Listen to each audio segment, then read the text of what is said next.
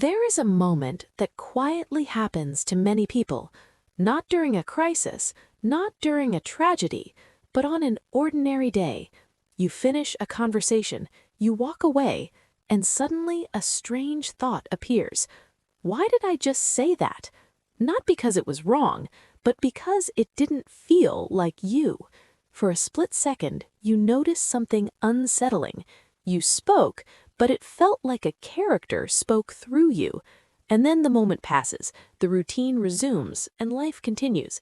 But Carl Jung believed that these tiny moments reveal something profound, because the personality most people believe is their identity is often something they constructed to survive.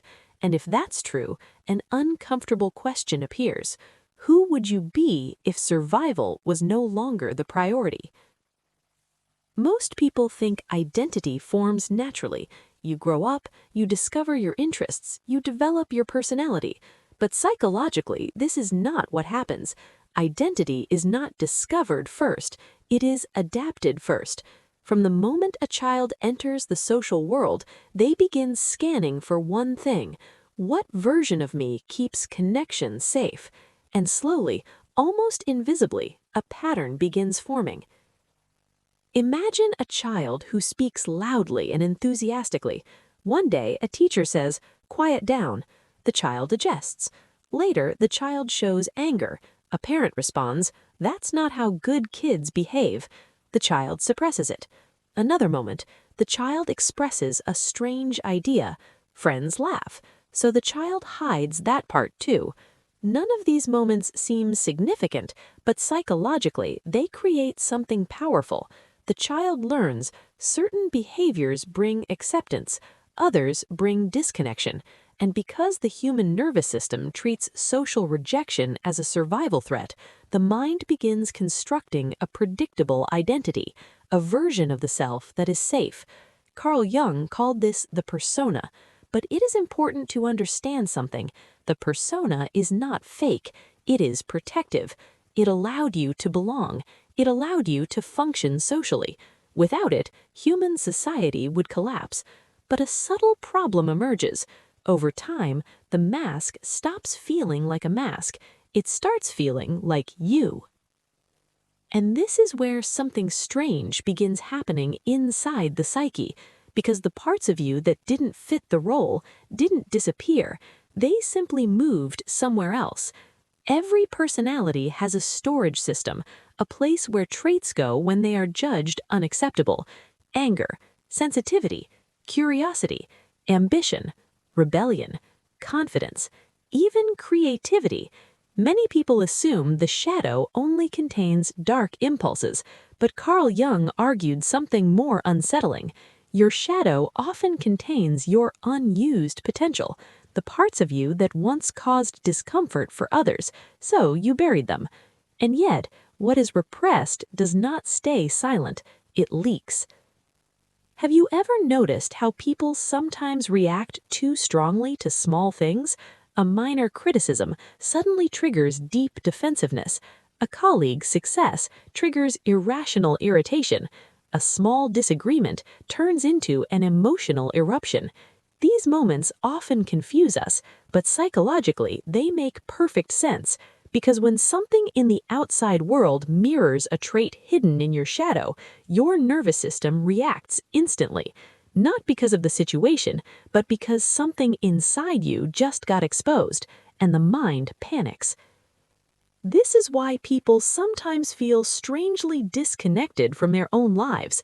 They follow the correct path, they build careers, they achieve milestones, and yet something feels quietly misaligned. Not wrong, just incomplete, as if life is being lived through a role rather than from the center of the self.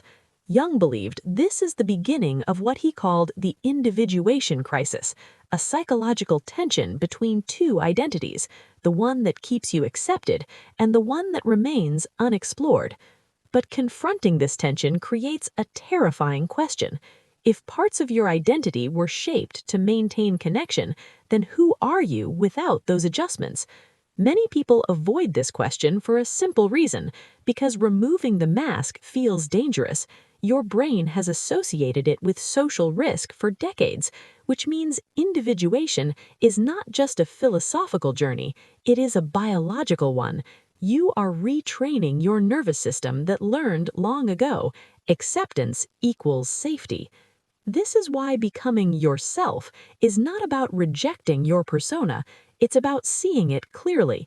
The socially adapted version of you isn't the enemy, it's a survival strategy that worked, but it was never meant to replace your entire identity. Individuation begins when you stop asking, "Who version of me do people prefer?" and start asking, "Which parts of me have I never allowed to exist?" Jung noticed something else during this process. When people start exploring their deeper identity, certain psychological patterns emerge. He called them archetypes, not personalities, but psychological forces. The explorer, the rebel, the protector, the creator. Each represents a different expression of human potential, but most people live through only one or two of them, often the ones that earned the most approval growing up, which means huge parts of their psychological range remain unused. When individuation never happens, the psyche does something remarkable. It begins creating disruption, restlessness, career dissatisfaction, relationship conflicts, unexpected life pivots. From the outside, these events look like problems, but psychologically, they often serve a deeper purpose. They interrupt the identity that became too rigid, almost like the mind is trying to say, "You are more than this role." So we return to the question we started with. Who are you really? Not the version that performs well, not the version that keeps everything stable, but the one that exists beneath years of adjustment. Most people assume discovering that answer will feel dramatic, a sudden revelation. But Jung believed the process is quieter than that. It begins with small moments.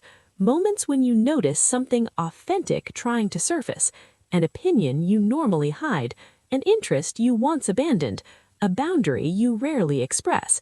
These moments feel uncomfortable, but they are important because they signal something fundamental. Your psyche is not trying to destroy the life you built, it is trying to expand it. And the identity you discover through that expansion is often far more complex than the identity you were taught to maintain. So the real question is not, "Who am I?" The real question is, what parts of me have been waiting to exist? Because sometimes the life that feels misaligned is not the wrong life. It's simply a life that hasn't yet allowed the full version of you to appear.